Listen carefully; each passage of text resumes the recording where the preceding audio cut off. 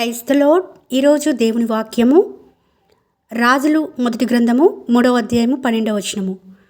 బుద్ధి వివేకములు గల హృదయం నీకు ఇచ్చున్నాను. ఈ మాట సొలొమోను ఉద్దేశించి దేవుడు పలుకుతున్న మాట.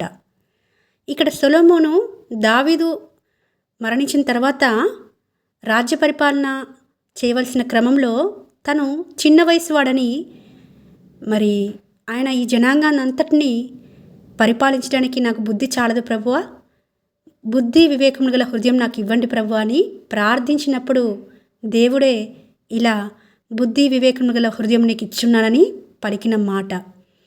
మరి ఎందుకు బుద్ధి వివేకం కావాలంటే, మరి సొలొమోను దావీదు కుమారుడే కదండి.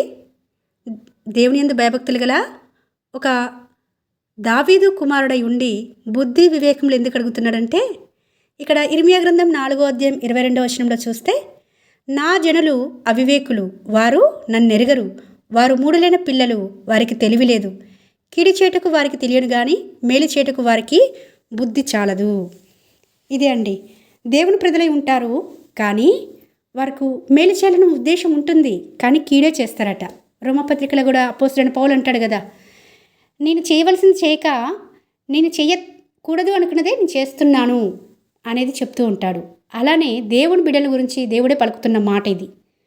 బుద్ధి వివేకములు గలవారు మాత్రమే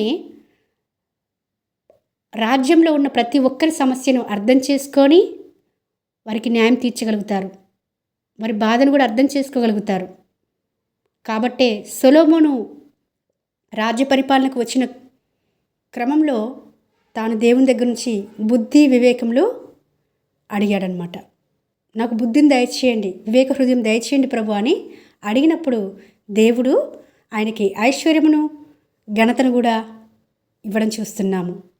నువ్వు శత్రువుల ప్రాణం అడగలేదు, ఈ రాజ్య పరిపాలన నిమిత్తమై బుద్ధిని వివేకం గల హృదయం అడిగావు కాబట్టి అవి కూడా మీకు ఇస్తున్నానని చెప్తాడు.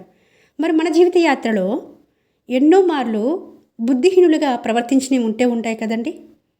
అన్ని జనాంగం మధ్యకు వెళ్ళినప్పుడు, ఒక సువార్త ప్రకటిస్తున్నప్పుడు, దేవుని పని చేస్తున్నప్పుడు ఎగతాళికి గురవుతాము, హింసించబడతాము, నిందించబడతాము, హేళనకు గురి అవుతూ ఉంటాము.